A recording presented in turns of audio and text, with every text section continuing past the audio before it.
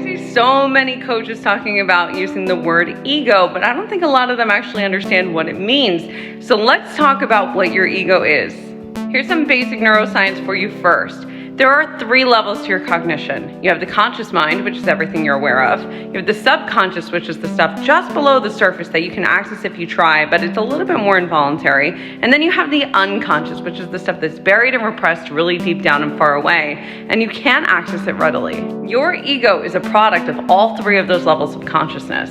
When you go throughout your life, you have conscious moments where you learn something about yourself, where they alter your neural wiring in some way. Those conscious moments go down into the unconscious mind if they don't need to be stored somewhere that your brain can access them all the time. When those memories go into the unconscious, it's usually because there's something a little bit heavier or something that's going to tell you about yourself in one direction or the other. Maybe it's something that reinforces something you already believe about who you are.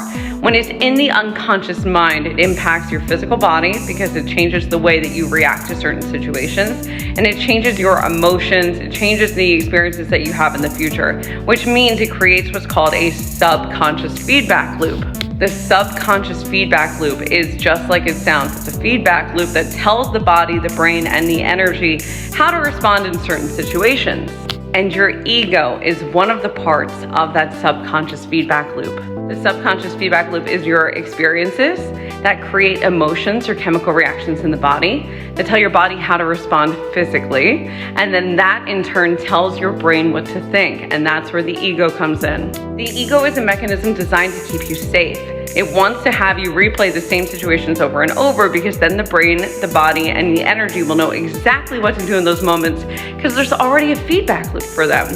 So the ego steps in order to create that homeostasis. In short, it's trying to keep you safe, but it's also trying to keep you maybe a little bit small instead of having it be something where you take off and create massive change, which would disrupt that entire internal feedback loop. The ego is trying to protect you, and it's good that it's there because it will keep you out of sticky situations, but you need to start learning what is your ego voice so you can understand that mechanism that's happening internally. We'll never lose our egos, but we can become friends with them and learn that they are trying to keep us safe and decide when we instead can choose when we need to move on past that and do something different and shake things up within our systems.